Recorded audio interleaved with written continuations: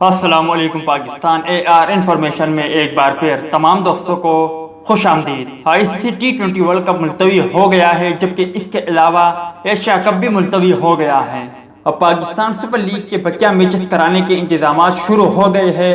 وہ کب کرائے جائیں گے، آج کے زیر نظر ویڈیو میں ہم اسی بارے میں بات کریں گے، مگر مزید تفصیلات کی طرف بڑھنے سے پہلے اس ویڈیو کو لائک کریں اور کمنٹ سیکشن میں اس اپڈیٹ کے متعلق اپنی رائے کا اظہار ضرور کریں۔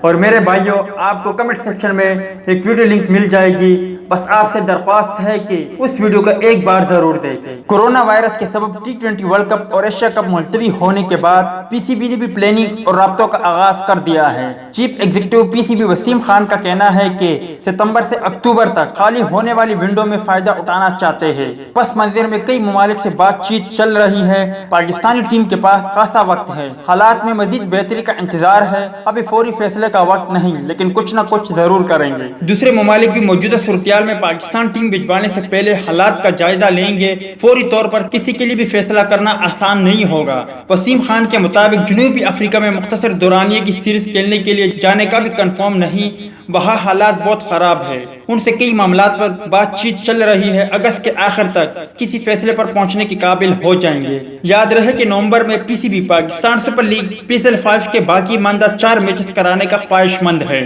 تو دوست، یہ تھی پاکستان سپر لیگ اور پاکستان ورسز جنوبی افریقہ سیریز کے حوالے سے کچھ اپڈیٹ۔ امید کرتا ہوں آپ کو پسند آئی ہوگی۔ ملتے ہیں کسی نیکسٹ ویڈیو میں، تب تک کے لیے اجازت دیجیے۔ اللہ حافظ۔